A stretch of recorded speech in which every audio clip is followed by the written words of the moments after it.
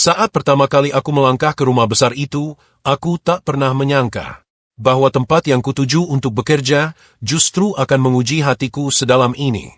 Namaku Raka, pemuda desa yang datang ke kota hanya untuk mencari rezeki halal. Hari itu, aku diterima bekerja oleh seorang wanita lembut bernama Tante Mira, janda muda yang hidup sendirian setelah ditinggal suaminya beberapa tahun lalu. Dari awal, aku sudah tahu posisiku. Aku hanya pekerja. Tapi entah mengapa, setiap kali ia tersenyum sambil berkata, "Terima kasih, Raka." Hatiku bergetar dengan cara yang tak bisa aku jelaskan. Awalnya aku mengira itu hanya rasa hormat, tapi semakin lama aku tinggal di rumah itu, semakin aku takut pada diriku sendiri. Karena di balik kelembutannya, Tante Mira menyimpan kesepian yang dalam. Dan tanpa sadar, aku menjadi tempat ia bersandar. Hingga akhirnya, batas antara kasih dan cinta mulai kabur. Dan aku sadar, ujian iman yang sebenarnya baru saja dimulai. Jangan lupa dukung channel ini dengan cara like, komen, share, dan subscribe agar kami semakin semangat menghadirkan kisah-kisah inspiratif lainnya. Suara kendaraan malam itu masih terdengar sayup di luar pagar besar rumah bercat putih itu. Aku, Reza, seorang pemuda 22 tahun yang baru saja datang dari kampung, menatap bangunan megah itu dengan rasa gugup dan kagum yang bercampur jadi satu. Rumah itu milik seorang wanita bernama Tante Laras, seorang janda berusia 37 tahun, yang dikenal lembut dan ramah di lingkungan perumahan elit itu. Aku diterima bekerja sebagai asisten rumah tangga bagian kebun dan kebersihan luar. Saat pertama kali bertemu, aku masih ingat jelas senyumnya. Lembut, penuh ketenangan. Tapi entah kenapa, ada sesuatu dalam tatapan matanya yang membuat jantungku berdetak tak karuan. "Tolong rawat taman depannya, Reza. Tante suka kalau bunga-bunganya mekar rapi," katanya sambil menatapku dengan mata coklat hangat. Aku hanya mengangguk kaku, menahan gugup di dada. "Iya, Tante, siap," jawabku singkat. Hari-hari awal bekerja di sana terasa biasa saja. Aku menyapu halaman, menyiram bunga, dan sesekali membantu membawa barang dari mobil Tante Laras. Tapi semakin lama, semakin aku sadar, rumah itu punya suasana yang berbeda. Sunyi, tapi hangat. Kadang, dari dalam rumah, terdengar suara lembut Tante Laras sedang bernyanyi sambil memasak. Suaranya menenangkan. Suatu sore, saat aku sedang menyapu halaman, ia keluar mengenakan gaun sederhana berwarna biru muda. Rambutnya dibiarkan terurai, menambah pesonanya. Ia menghampiriku sambil membawa segelas jus dingin. "Reza, kamu capek ya? Nih, minum dulu," ucapnya lembut. Aku tergagap menerima gelas itu, jantungku tiba-tiba berdetak lebih cepat. "Terima kasih, Tante," ucapku. Tatapan matanya lembut, tapi menembus. Aku berusaha menunduk, namun aroma tubuhnya yang wangi membuatku semakin tak tenang. Sejak hari itu, ada sesuatu yang berubah dalam hatiku. Aku mulai menantikan setiap kali Tante Laras berbicara padaku. Senyumnya terasa menenangkan, tapi juga menimbulkan gejolak yang tak bisa aku jelaskan. Aku tahu, seharusnya aku hanya seorang pembantu yang bekerja di rumahnya. Tapi mengapa setiap kali ia menatapku, hatiku terasa bergetar, seolah aku sedang jatuh pada sesuatu yang tidak seharusnya. Dan aku belum tahu, hari-hari berikutnya akan menguji perasaanku lebih dalam lagi. Pagi itu, udara terasa segar setelah hujan semalam. Daun-daun di taman masih basah, dan aroma tanah basah membuat suasana tenang. Aku sedang memunguti daun kering ketika suara lembut itu kembali terdengar. "Reza, nanti setelah kamu selesai di taman, bantuin Tante bersihin ruang tamu ya," ucapnya sambil berdiri di teras. Aku menatapnya sekilas. Ia mengenakan blus putih dan celana panjang kain berwarna lembut. Rambutnya tergerai pelan tertiup angin, membuatku terpaku beberapa detik sebelum akhirnya cepat-cepat menunduk. "Iya, Tante. Sebentar lagi selesai," jawabku pelan. Setelah beberapa menit, aku masuk ke ruang tamu. Tante Laras sedang menata vas bunga di meja kaca. Dari jarak dekat, wajahnya terlihat begitu tenang, kulitnya halus, dan senyumnya memancar lembut. Ia berbalik dan menatapku. Tatapan itu hangat, tapi membuat dada ini sesak oleh sesuatu yang tak bisa aku pahami. "Kamu rajin ya, Reza. Tante senang kalau ada yang bisa bantu jaga rumah ini tetap rapi," katanya dengan senyum kecil. Aku hanya bisa membalas dengan gugup, "Saya senang bisa bantu Tante." Ia mendekat untuk memberikan kain lap padaku. Saat jemarinya menyentuh tanganku, hanya sebentar, tapi rasanya seperti waktu berhenti. Hangat. Aku menarik tanganku cepat-cepat, pura-pura fokus membersihkan meja, padahal dalam hati, semuanya sudah berantakan.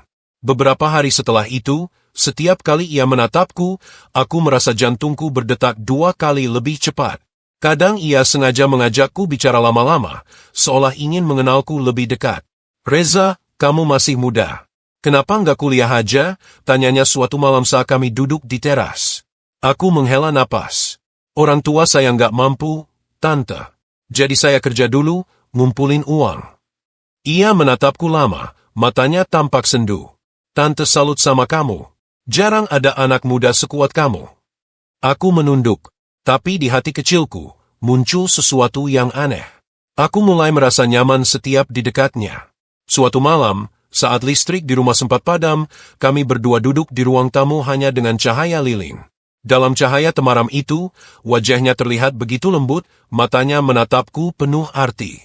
"Reza," katanya pelan. "Tante senang kamu ada di sini." Aku menelan ludah. Tak tahu harus menjawab apa. Yang aku tahu, malam itu tatapan mata kami bertemu lebih lama dari biasanya. Dan entah kenapa, tatapan itu mulai menghantui pikiranku. Sejak malam itu, aku tak bisa tidur. Tatapan lembut itu terus berputar di benakku. Aku tahu, ini salah. Tapi hatiku sudah mulai goyah. Hari-hari berikutnya berjalan seperti biasa, tapi di dalam diriku ada sesuatu yang mulai berubah. Setiap kali aku melihat Tante Laras, rasanya seperti ada bisikan halus di dalam hati yang berkata, dia terlalu baik untuk sekadar majikan. Pagi itu, ia sedang menyiram bunga di taman belakang. Aku datang membantu membawa ember air. Ketika ia menoleh, wajahnya disinari cahaya matahari pagi, membuat kulitnya tampak berkilau lembut. "Wah, kamu udah bangun pagi lagi, Reza." Tante sampai heran. "Kamu nggak pernah malas," ucapnya sambil tersenyum. Aku hanya tertawa kecil. "Kalau malas, nanti bunga Tante layu." Ia ikut tertawa pelan. Suaranya menenangkan. Tapi saat matanya bertemu dengan mataku, dunia seakan berhenti sejenak. Ada keheningan yang aneh. Aku cepat-cepat menunduk dan pura-pura sibuk dengan ember, tapi jantungku berdetak makin cepat. Sore harinya, Tante Laras memintaku membetulkan tirai di ruang tengah. Aku harus naik tangga kecil untuk menjangkaunya. Ketika aku sedang berdiri di atas tangga, tanpa sengaja ia berdiri di belakangku, memegangi tangga agar tidak goyah. "Pelan-pelan, Reza. Hati-hati jatuh," katanya lembut. Aku menoleh sedikit ke bawah, dan mata kami kembali bertemu. Jarak kami begitu dekat. Terlalu dekat. Aku bisa merasakan aroma tubuhnya yang wangi, lembut dan menenangkan. Sekali lagi, aku mencoba fokus. Tapi setiap detik terasa seperti ujian. Begitu aku turun dari tangga, ia tersenyum kecil. "Terima kasih, ya. Kamu memang bisa diandalkan." Senyum itu lagi. Senyum yang membuatku tak tenang. Malamnya, aku duduk di kamar kecilku di belakang rumah, menatap atap, mencoba mengusir semua bayangan tentang dirinya. Tapi semakin aku mencoba, semakin kuat rasa itu. "Ya Allah," bisikku pelan. "Aku cuma ingin bekerja dengan baik, tapi kenapa hati ini seperti ditarik ke arahnya?" Aku tahu batas itu jelas. Aku hanyalah pembantunya, bukan siapa-siapa. Tapi setiap kali ia bicara, setiap kali ia tersenyum, rasanya seperti tembok di antara kami perlahan mulai runtuh. Dan aku mulai takut. Bukan karena Tante Laras bisa marah, tapi karena aku takut pada hatiku sendiri. Sore itu hujan turun deras. Langit mendung, dan suara air menetes di atap terdengar seperti lagu yang menenangkan. Aku baru saja menutup jendela ruang tengah ketika Tante Laras datang membawa 2 cangkir teh hangat. "Reza, sini duduk dulu. Hujannya belum reda, kamu istirahat aja dulu," katanya sambil menaruh 1 cangkir di hadapanku. Aku menurut. Kami duduk di ruang tamu, berdua, menatap hujan yang turun di luar jendela besar. Suasana terasa damai, tapi juga canggung. Hanya ada suara hujan dan detak jantungku yang terasa semakin cepat. "Udah lama ya kamu di sini," ucapnya pelan sambil menatap keluar. Aku mengangguk. "Iya, Tante. Hampir 3 bulan." Ia tersenyum samar. "Tante senang kamu kerja di sini. Rumah ini dulu sepi sekali sebelum kamu datang. Sekarang, rasanya ada yang hidup lagi." Aku menelan ludah. Kalimat itu menancap dalam hatiku. Aku ingin membalas sesuatu, tapi lidahku keluh. Beberapa menit berlalu dalam diam, lalu ia bertanya pelan, "Reza, kamu nggak merasa capek terus kerja begini?" Aku tersenyum kecil. "Enggak, Tante. Selama bisa bantu Tante, saya senang." Ia menatapku lama. Mata itu, hangat tapi tajam, seolah berusaha membaca isi hatiku. Dan entah apa yang merasuki diriku, aku tiba-tiba bicara jujur tanpa sadar. "Tante."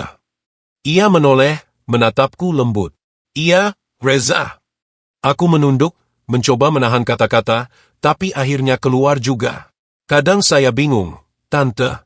Kenapa setiap kali Tante tersenyum atau bicara baik, hati saya rasanya aneh. Seolah saya takut kehilangan." Suasana langsung hening. Suara hujan semakin jelas terdengar. Tante Laras terdiam, hanya menatapku tanpa bicara. Aku sadar, kata-kataku sudah keterlaluan. Aku segera menunduk dalam-dalam. "Maaf, Tante. Saya nggak bermaksud lancang. Saya cuma nggak tahu kenapa perasaan ini muncul." Ia menghela napas pelan, menatapku dengan ekspresi yang sulit ditebak. "Reza," katanya lembut, "perasaan itu manusiawi. Tapi kita harus tahu batasnya." Aku mengangguk cepat, menyesal sudah bicara jujur. Tapi sebelum aku sempat bangkit, ia menambahkan, "Tapi Tante juga bukan nggak merasakan apa-apa." Aku tertegun. Jantungku seperti berhenti berdetak sesaat. Aku menatapnya, mencari arti di balik kata-katanya. Tapi sebelum sempat aku bicara lagi, ia berdiri dan berkata pelan, "Kita bicarakan lain waktu." "Ya." Sekarang hujan sudah mulai reda. Ia melangkah pergi, meninggalkanku dalam kebisuan panjang. Dan di tengah sisa rintik hujan itu, aku sadar hubungan kami sudah mulai berubah. Sejak kejadian sore itu, suasana di rumah terasa berbeda. Tidak lagi sesantai dulu. Ada keheningan aneh setiap kali aku dan Tante Laras bertemu. Kami masih berbicara seperti biasa, tapi di balik setiap kata, ada sesuatu yang tak terucap. Pagi itu, aku sedang memangkas bunga di taman depan ketika Tante Laras keluar rumah dengan pakaian sederhana, membawa secangkir kopi. Ia berdiri di tangga teras, menatapku lama tanpa bicara. Aku berpura-pura sibuk, padahal sebenarnya aku tahu, ia sedang memperhatikanku. "Reza," panggilnya pelan. Aku menoleh. "Iya, Tante." Ia tersenyum kecil. "Tante jadi kepikiran soal omongan kamu waktu hujan kemarin." Aku langsung kaku. Napasku tercekat. "Maaf, Tante, saya nggak bermaksud." Ia cepat memotong lembut, "Nggak apa-apa. Tante malah ngerti sekarang." Aku menatapnya bingung. "Ngerti gimana, Tante?" tanyaku hati-hati. Ia menghela napas panjang, menatap langit. "Tante udah lama hidup sendiri, Reza. Kadang, Tante juga merasa sepi. Dan mungkin karena itu, Tante jadi terlalu dekat sama kamu." Aku terdiam. Kata-katanya seperti angin yang membawa kehangatan sekaligus kegelisahan. "Tapi Tante tahu," lanjutnya, "kalau kita harus tetap saling menghormati." Aku menunduk. "Iya, Tante, saya paham." Namun, dalam hati kecilku, rasa itu justru semakin tumbuh. Hari demi hari berjalan. Kami mencoba bersikap biasa, tapi semuanya terasa semakin sulit. Kadang saat aku sedang mengepel lantai, Tante Laras tanpa sengaja lewat terlalu dekat, dan aroma parfumnya membuatku kehilangan fokus. Kadang, saat ia tertawa di dapur, aku ingin sekali ikut bicara, tapi takut menimbulkan salah paham. Suatu malam, aku mendengar suara isakan pelan dari ruang tamu. Aku keluar dari kamar dan melihat Tante Laras duduk sendirian, menatap foto mendiang suaminya. Aku ragu mendekat, tapi langkahku akhirnya bergerak sendiri. "Tante," panggilku pelan. Ia menoleh, matanya berkaca-kaca. "Reza." "Tante cuma kangen." Aku duduk di sampingnya, mencoba menenangkan. "Allah pasti kasih ketenangan buat orang sekuat Tante." Ia tersenyum samar. "Kamu selalu tahu cara ngomong yang menenangkannya." Kami terdiam beberapa saat. Lalu tanpa sadar, ia menyandarkan kepala di pundakku. Aku terkejut, tapi tak bergerak. Hanya diam. Hening. Hujan di luar kembali turun perlahan. Dalam keheningan itu, aku tahu, apa yang kami rasakan bukan sekadar kedekatan biasa. Tapi aku juga tahu, ini jalan yang berbahaya. Malam itu menjadi malam yang tidak bisa aku lupakan. Sejak Tante Laras bersandar di pundakku, semuanya berubah. Tidak ada kata, tapi keheningan itu berbicara banyak. Setelah beberapa menit, ia akhirnya bangkit dan tersenyum tipis. Maaf ya, Reza. Tante cuma butuh seseorang buat dengerin, katanya pelan. Aku menggeleng cepat. Enggak, Tante. Saya senang bisa nemenin Tante. Ia menatapku, matanya masih sedikit basah. Kamu selalu bilang hal yang bikin hati ini tenang. Setelah itu, ia pergi ke kamarnya, meninggalkanku sendirian di ruang tamu dengan hati yang penuh gejolak. Aku menatap ke arah pintu kamarnya yang tertutup, lalu menunduk sambil beristighfar dalam hati. Ya Allah, jangan biarkan aku terbawa perasaan ini. Namun, setiap kali aku berusaha menjauh, Tante Laras justru semakin sering mencari keberadaanku. Kadang ia mengajakku makan bersama, kadang hanya untuk menemani menonton televisi di ruang tengah. Semakin lama, semakin sulit menolak. Suatu sore, ia memintaku membetulkan lampu di dapur. Tangga kecil kutegakkan di bawah plafon, dan aku naik untuk mengganti bola lampu. Tante pegangin, biar nggak jatuh, katanya lembut dari bawah. Ketika aku menunduk, wajahnya tepat di bawahku, menatap dengan tatapan lembut itu lagi. Aku mencoba fokus pada lampu, tapi jantungku tak karuan. Begitu aku turun dari tangga, jarak kami terlalu dekat. Nafasku tercekat, waktu terasa berjalan pelan. Namun Tante Laras cepat mengalihkan pandangannya dan berkata pelan, "Terima kasih ya, Reza." Aku mengangguk kaku. "Iya, Tante." Beberapa detik kami sama-sama diam. Lalu tiba-tiba ia bicara, suaranya nyaris bergetar. "Reza, kamu pernah merasa sendirian?" Aku mengangguk pelan. "Pernah, Tante. Waktu orang tua saya jauh di kampung, saya sering merasa sepi." Ia menatapku lama. "Tante juga. Kadang sepi itu datang tiba-tiba, dan rasanya susah diusir." Kalimat itu membuat dadaku sesak. Aku bisa merasakan ketulusan sekaligus luka dalam suaranya. Tanpa sadar aku menjawab lirih, "Kalau Tante butuh teman bicara, saya selalu ada." Ia tersenyum lembut. "Terima kasih, Reza. Kamu baik banget." Malamnya, aku tak bisa tidur. Pikiranku dipenuhi wajahnya, suaranya, dan kelembutan sikapnya yang selalu menenangkan. Tapi di balik semua itu, ada rasa takut yang semakin besar. Aku sadar, kami sama-sama sendirian, dan kesepian seringkali jadi pintu bagi godaan. Dan aku tahu, kalau aku tak berhati-hati, aku bisa kehilangan kendali atas hatiku sendiri. Pagi itu, suasana rumah terasa berbeda. Tante Laras tampak lebih diam dari biasanya. Ia menatap jendela ruang makan dengan pandangan jauh, seolah pikirannya sedang melayang entah kemana. Aku yang sedang menyiapkan air di dispenser hanya bisa memperhatikannya dari jauh. "Pagi, Tante," sapaku pelan. Ia menoleh, tersenyum kecil. "Pagi, Reza. Kamu udah bangun lebih pagi lagi ya?" Aku tertawa kecil. "Iya, Tante. Udah kebiasaan dari kampung." Namun senyum di wajahnya terlihat dipaksakan. Ada sesuatu yang disembunyikan di balik tatapan matanya yang sayu itu. "Kenapa ya, Tante? Kelihatan lagi banyak pikiran," tanyaku hati-hati. Ia diam sejenak, lalu menarik napas panjang. "Kadang hidup ini terasa berat, Reza. Apalagi kalau harus dijalani sendirian." Aku terdiam. Ia melanjutkan pelan. "Tante dulu punya keluarga yang utuh. Suami, anak, tapi semuanya berubah begitu cepat. Sejak suami Tante meninggal dan anak Tante kuliah di luar negeri, rumah ini terasa sepi sekali." Aku baru tahu, ternyata Tante Laras menyimpan kesepian sedalam itu. Aku menatapnya dengan iba. "Tante pasti kuat ya, bisa melalui semuanya sendiri." Ia menatapku dengan senyum tipis. "Tante berusaha kuat. Tapi kadang, manusia juga butuh sandaran, walau cuma sekadar tempat berbagi cerita." Kata-katanya terasa menembus dadaku. Sejak hari itu, aku jadi semakin sering menemani Tante Laras mengobrol. Kami bicara banyak hal, mulai dari masa lalunya, tentang anaknya yang jarang pulang, hingga tentang mimpinya membuka toko bunga sendiri suatu hari nanti. Semakin aku mengenalnya, semakin aku sadar bahwa di balik kelembutannya, ia menyimpan luka yang dalam. Dan entah kenapa, aku ingin menjadi orang yang bisa menghapus luka itu. Sore harinya, kami duduk di taman belakang. Udara hangat, dan matahari mulai turun perlahan. Tante Laras memandangi bunga mawar yang mulai mekar, lalu berkata pelan, "Reza, kamu tahu nggak, bunga ini mirip hidup manusia. Aku menoleh. Maksud Tante? Awalnya kecil, butuh dirawat, baru bisa mekar. Tapi begitu indah, waktunya juga singkat. Kalau nggak dijaga, cepat layu. Aku menatapnya dalam.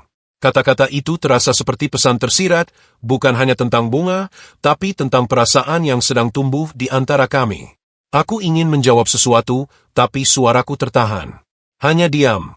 Sore itu berakhir dengan senyap. Tapi sejak hari itu, aku tahu satu hal, senyum Tante Laras menyimpan lebih dari sekadar kebaikan. Ada rahasia, ada rasa, dan mungkin ada cinta yang ia sembunyikan dengan rapat. Hari-hari berikutnya berjalan seperti biasa di mata orang lain, tapi bagiku, setiap detik terasa berbeda. Semakin lama aku mengenal Tante Laras, semakin aku sadar perasaan ini bukan sekadar kekaguman. Ini cinta. Cinta yang tumbuh diam-diam, tanpa pernah aku rencanakan. Namun cinta itu juga membawa ketakutan. Aku tahu posisi diriku siapa. Aku hanyalah seorang pekerja di rumahnya, bukan pria yang pantas mendampinginya. Tapi hati tidak bisa diperintah, bukan? Suatu malam, aku melihat Tante Laras duduk di teras, menatap langit yang gelap tanpa bintang. Aku mendekat perlahan. Tante belum tidur, tanyaku pelan. Ia menoleh dan tersenyum samar. Belum. Lagi pengen tenang sebentar. Aku ikut duduk di sebelahnya. Angin malam berhembus lembut, membawa aroma melati dari taman belakang. Tante suka malam seperti ini, ucapnya. Sepi, tapi jujur. Kadang, dalam sepi, kita bisa dengar isi hati sendiri. Aku menatap wajahnya yang diterangi cahaya lampu teras. Ia tampak damai, tapi di matanya ada kesedihan yang dalam. Tante, kataku hati-hati, kalau suatu hari Tante menemukan seseorang yang bisa buat Tante bahagia lagi, apa Tante mau buka hati? Ia terdiam, menatapku lama. Lalu perlahan ia tersenyum tipis. Bahagia itu bukan soal siapa yang datang, Reza. Tapi siapa yang tulus bertahan. Kata-katanya membuat hatiku bergetar. Aku ingin berkata bahwa aku ingin bertahan, tapi aku tak punya keberanian untuk mengatakannya. Aku hanya menatapnya dalam diam, membiarkan waktu berjalan begitu pelan. Beberapa detik kemudian, ia menatapku balik. Tatapan itu tak lagi seperti dulu, ada sesuatu yang baru. Lembut, namun penuh arti. Reza, katanya pelan, kalau hidup mempertemukan dua orang yang saling butuh, tapi tak seharusnya bersama, apa yang harus mereka lakukan? Pertanyaan itu menghujam hatiku. Aku menarik napas panjang sebelum menjawab. Mereka bisa saling mendoakan, Tante. Karena kadang, cinta yang tulus justru harus ikhlas. Ia menatapku dalam-dalam, lalu mengangguk pelan. Kamu bijak untuk anak seusiamu. Aku hanya tersenyum lemah, menahan perasaan yang sudah terlalu dalam untuk diucapkan. Malam itu kami hanya duduk diam. Tak ada kata, tak ada sentuhan, hanya dua hati yang saling memahami tanpa perlu menjelaskan. Dan di saat itulah aku sadar, mungkin cinta ini bukan untuk dimiliki, tapi untuk disyukuri. Karena bisa mencintai seseorang sebaik Tante Laras, tanpa harus memilikinya, sudah menjadi anugerah yang tak ternilai. Waktu berlalu. Hari-hari di rumah itu terasa semakin tenang tapi penuh tanda tanya. Hubungan kami semakin dekat, tapi juga semakin sulit dijelaskan. Kadang kami tertawa bersama, kadang kami diam terlalu lama hingga suasana menjadi janggal. Namun kedekatan itu tidak berlangsung mulus. Suatu pagi, seorang pria datang ke rumah. Ia tampak rapi, berjas, dan membawa berkas-berkas di tangannya. Aku yang sedang membersihkan taman melihatnya turun dari mobil dan langsung menuju ke pintu utama. Tante Laras ada? Tanyanya sopan. Aku mengangguk. Ada, sebentar ya, saya panggilkan. Ketika Tante Laras keluar, wajahnya tampak terkejut. Mas Arman, katanya perlahan. Pria itu tersenyum. Sudah lama ya, Laras. Aku cuma mau mampir, sekalian nanyain kabar. Aku diam di sudut, memperhatikan mereka. Dari cara mereka bicara, aku tahu pria itu bukan orang asing. Tatapan mereka menunjukkan sejarah yang belum selesai. Setelah berbincang sebentar, pria itu akhirnya pamit. Tapi setelah ia pergi, Tante Laras tampak gelisah. Ia duduk di kursi ruang tamu, menatap kosong. Aku mendekat perlahan. Tante, enggak apa-apa. Ia menoleh, tersenyum lemah. Enggak, Reza. Cuma, masa lalu kadang datang tanpa diundang. Aku tidak berani bertanya lebih jauh, tapi hatiku terasa sesak. Sejak hari itu, Tante Laras jadi sering diam. Ia jarang mengajakku bicara seperti dulu. Suasana rumah kembali sunyi seperti sebelum aku datang. Malamnya, aku melihatnya duduk sendirian di taman belakang. Aku memberanikan diri mendekat. Tante, panggilku pelan. Ia menatapku, matanya lembut tapi lelah. Reza, kamu baik sekali. Tapi Tante takut kamu terlalu terlibat dalam hidup Tante. Aku terdiam. Maksud Tante? Ia menatapku dalam. Kamu masih muda. Kamu punya masa depan. Tante cuma takut, kamu tersesat dalam perasaan yang gak seharusnya. Kata-katanya seperti pisau yang pelan menembus dada. Tapi aku tahu, ia benar. Aku menunduk. Saya ngerti, Tante. Tapi yang saya rasakan, nggak bisa saya bohongi. Ia menarik napas panjang. Perasaan itu tulus, Reza. Tante tahu. Tapi kadang, Allah punya cara lain untuk menunjukkan cinta yang benar. Aku hanya bisa menatap tanah, menahan air mata yang hampir jatuh. Malam itu kami berpisah dalam diam, tapi dalam hati masing-masing ada luka yang mulai tumbuh. Aku tahu, cinta ini sedang diuji. Dan mungkin, inilah saatnya aku harus memilih antara perasaan dan ketulusan. Malam itu, Raka tidak bisa tidur. Suara detak jam di ruang tamu terdengar sangat pelan, namun menusuk jantungnya. Ia duduk di tepi ranjang, menatap langit-langit, sementara pikirannya melayang pada sosok Tante Mira. Sudah berulang kali ia beristighfar, mencoba menenangkan diri. Tapi bayangan wajah lembut Tante Mira terus hadir, membuat dadanya sesak. Raka tahu, apa yang ia rasakan ini salah. Ia hanyalah seorang pekerja, dan Tante Mira adalah majikannya. Namun di sisi lain, setiap kali Tante Mira tersenyum padanya, dunia seolah berhenti berputar. Pagi harinya, saat Raka keluar ke halaman untuk menyapu, Tante Mira sudah duduk di taman, mengenakan baju tidur berwarna putih. Angin berhembus lembut, menerbangkan helaian rambutnya yang terurai. Raka, panggilnya pelan. Raka menoleh cepat. Iya, Tante. Duduklah sebentar. Tante ingin bicara. Raka ragu sejenak, lalu duduk di bangku taman, menjaga jarak secukupnya. Tante Mira menatap lurus ke depan. Kau tahu, sejak suamiku meninggal, rumah ini terasa sepi sekali. Aku jarang bicara dengan siapapun, dan entah kenapa, setiap kali kamu ada, suasana terasa berbeda. Raka menunduk, jantungnya berdetak cepat. Saya hanya ingin membuat Tante nyaman. Tante Mira menoleh perlahan. Kamu selalu tahu cara membuatku tenang, Raka. Ada keheningan panjang di antara mereka. Burung-burung berkicau di kejauhan, sementara embun pagi masih menempel di daun-daun. Raka menelan ludah. Tante, boleh saya jujur? Tante Mira mengangguk perlahan. Raka menarik napas panjang. Saya sering berdoa pada Allah supaya hati ini tetap kuat. Karena jujur, Tante, saya mulai takut pada perasaan saya sendiri. Tante Mira menatapnya dengan mata berkaca. Ia menunduk, suaranya nyaris berbisik. Raka, mungkin kau bukan satu-satunya yang takut. Kata-kata itu menggantung di udara, membuat hati Raka bergetar hebat. Ia ingin menjauh, tapi juga tidak sanggup. Ia ingin menatapnya lebih lama, tapi tahu itu akan membuat imannya runtuh. Dalam diam, ia menunduk, lalu berucap pelan. Kalau begitu, biarlah kita sama-sama berdoa, Tante, agar Allah menjaga hati ini sebelum semuanya terlambat. Tante Mira menatap Raka lama sekali, lalu tersenyum kecil.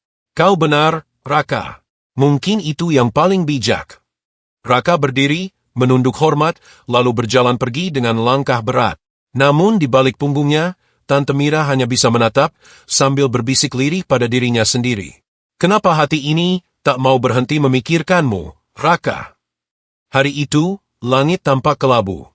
Hujan turun perlahan membasahi halaman rumah Tante Mira. Raka baru saja selesai menutup pagar ketika tiba-tiba terdengar suara mobil berhenti di depan rumah. Seorang pria keluar dari mobil mewah itu, mengenakan jas hitam dengan wajah dingin. Raka buru-buru menghampiri. Maaf, ada yang bisa saya bantu, Pak? Pria itu menatap tajam. Aku mencari Mira. Katakan padanya, Doni datang. Raka tertegun. Nama itu sempat ia dengar dari Tante Mira, Doni, adik iparnya yang sejak dulu sering memaksa Tante Mira menjual rumah peninggalan almarhum suaminya. Raka pun segera memanggil Tante Mira yang sedang di ruang tengah. Begitu melihat Doni, wajah Tante Mira langsung pucat. "Kau datang lagi, Doni? Bukankah sudah kukatakan, aku tidak akan menjual rumah ini?" Doni tersenyum sinis. "Kau pikir bisa hidup terus di sini sendirian? Aku tahu keadaanmu. Tanpa suami, tanpa keluarga, hanya ditemani pembantu muda. Apa kata orang nanti, Mira?"